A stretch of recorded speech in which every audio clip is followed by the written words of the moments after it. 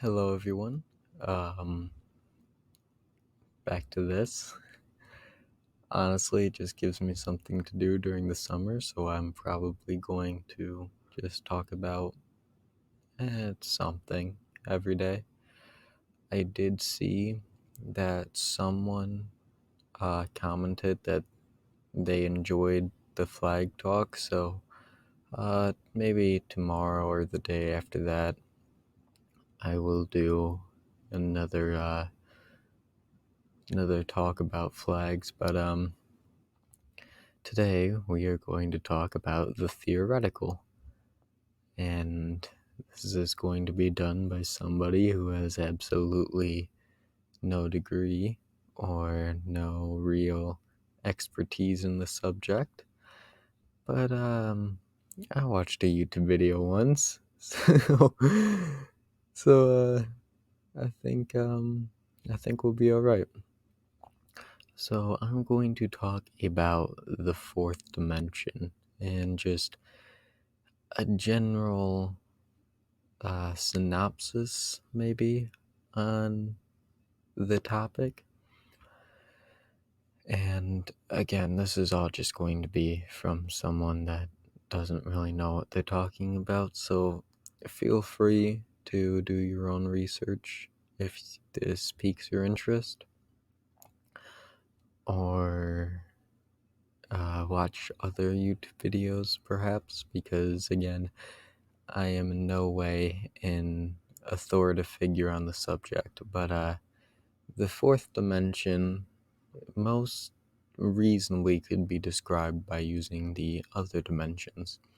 So picture a piece of paper and now put down a singular dot. That dot only exists with length. If the paper was longer, you could flip it over and the dot would still be there. So it is a dot and it is long. And that's really it. There is no height, there is no width, it is just long. So adding height to this dot gives you a line. And lines are the second dimension. And with lines, you can go forwards and backwards just like in the first dimension, but now you can also move up and down. And adding on to that, width would give you your third dimension, and this is the world in which we exist. Everything has a distinctive shape, everything has a volume, as 3D shapes do, and it's just look around. This is the 3D world. Now, someone in the 3D world has a unique superpower. And by unique, I mean we all have it. So not that unique.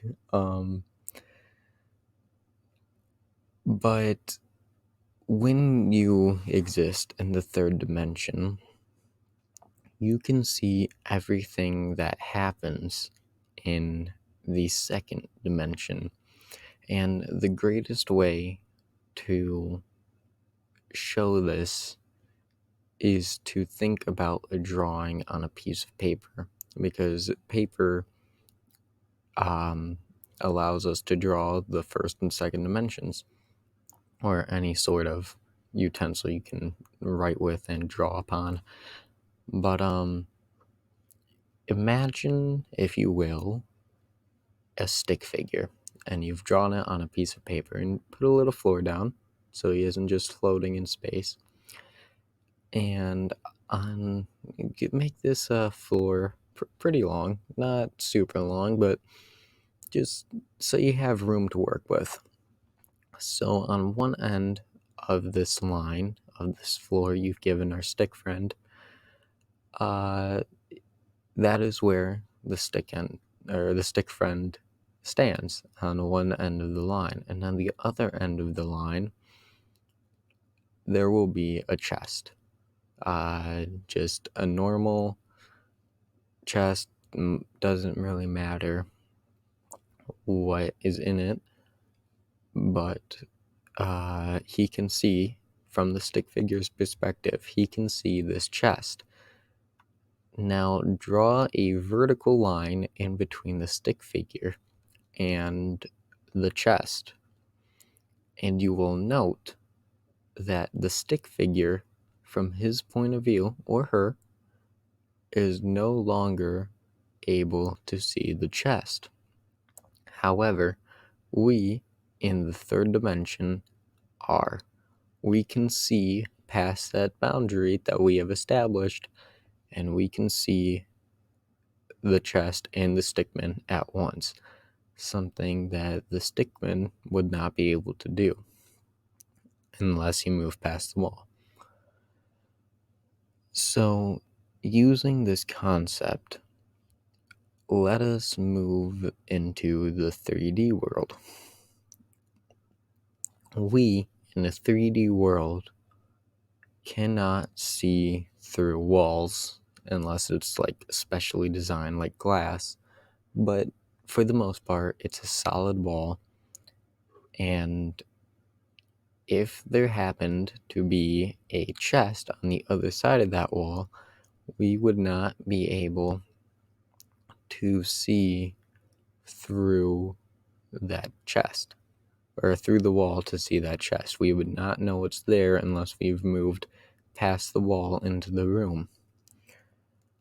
This means, assuming that the pattern holds true, a 4D figure would be able to see us and the chest at the same time.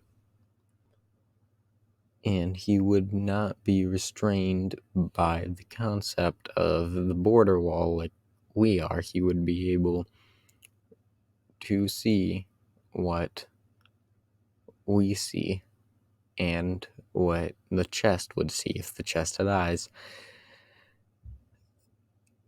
So that's really it. That is the basic just sort of thought. But what is interesting is to note how we would perceive a 4D figure if it passed through our dimension. So going back to the 2D world we have set up, imagine for an instance we pass a sphere through the world. So let's say we've plucked the setup we had with the stick figure and the wall, and we just set it right upright. And if you have a sphere and you put it in front of the figure, what he would see, what we would be able to see, the sphere passing through their 2D world with no issue, because we can comprehend a 3D object. What the stick figure would see, however, is a line. Everything in his world is made of lines, and the line, when the sphere first enters the world, would be tiny. But as the sphere continues to pass, the line would go larger, because the shape of the sphere is bigger towards the middle. And as it passes the equator of the sphere, the line would shrink and get smaller until it vanishes again. And he would not be able to comprehend what he has just seen. To him, a line just magically appeared in front of him and then grew frighteningly large and then shrunk and disappeared. So what would we see if a 4D object passed through a 3D world? Well, we can apply the same principle. What we would see is, let's say, a 4D sphere, which whatever that would look like, but we will visualize a sphere. So the sphere would start tiny, and as it passes through our world, the sphere would grow larger and larger and larger until it reaches the apex and then shrink and then vanish.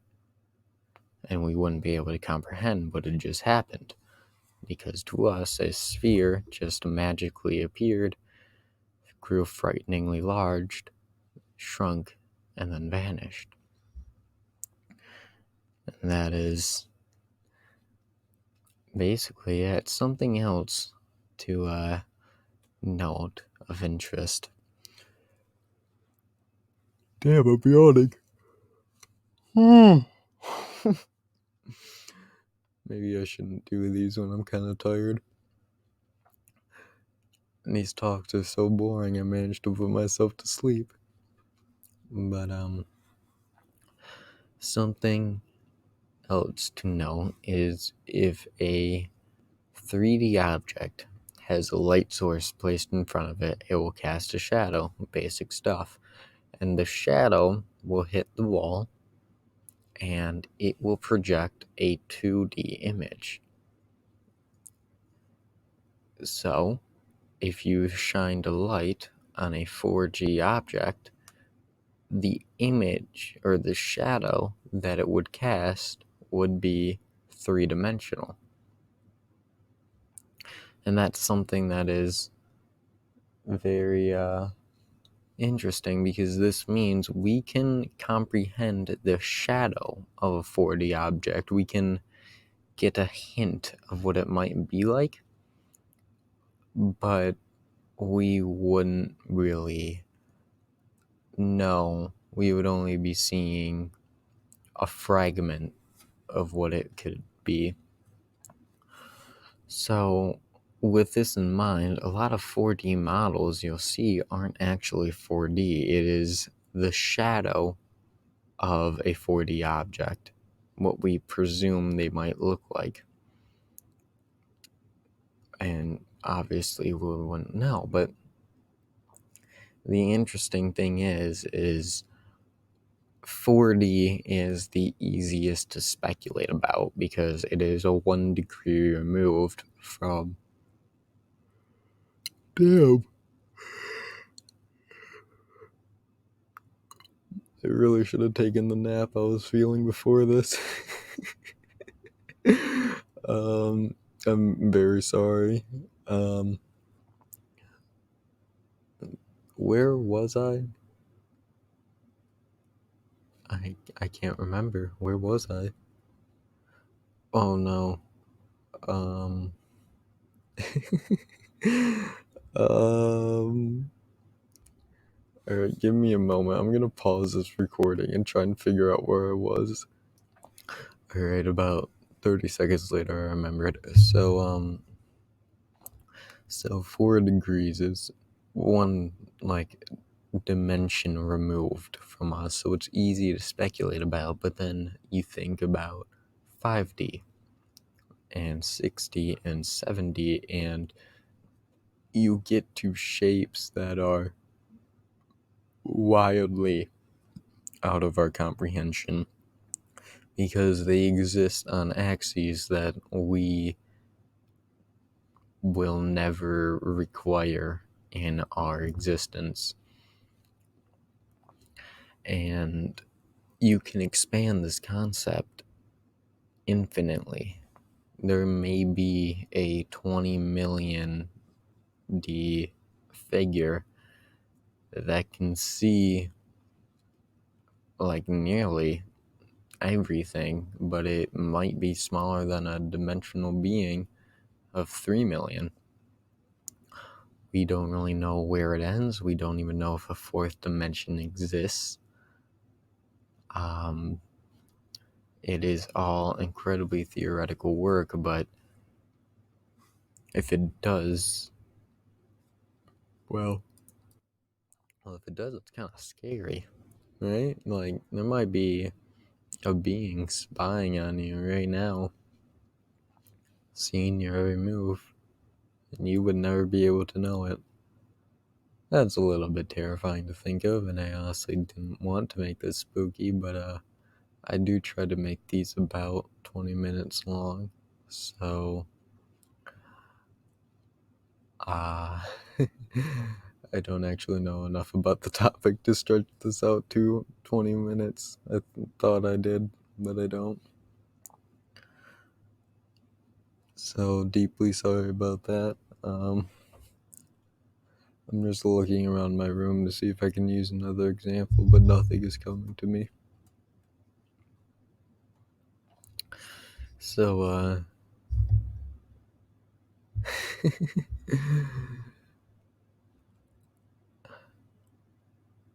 but yeah, that's sort of the gist of it. That's all my knowledge about the fourth dimension. It's a very theoretical place.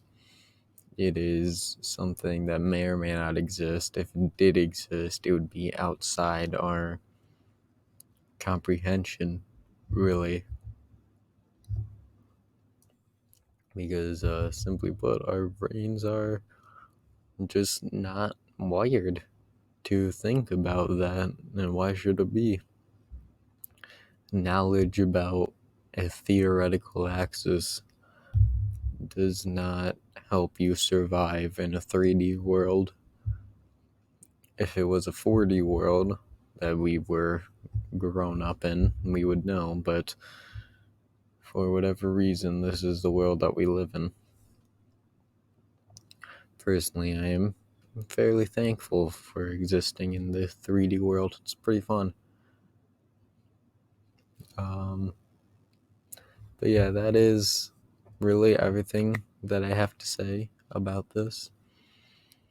I did manage to squeeze another couple minutes out, so it is pretty close to 20 minutes, which I do think, I don't know, just make it look better. But thank you so much for watching, and yes, I did see somebody say they wanted. I just popped my microphone. I'm sorry if that got picked up, but I did see someone say they loved flags. So I will do another talk about flags, and I think I'm just going to talk about some of my favorite flags, maybe. I don't know. I'll think of something. I don't really plan these or do like prior research. I just kind of talk about whatever's come out of my head. So, thank you everybody for tuning in. A couple of people that do. And I hope you have a fantastic day.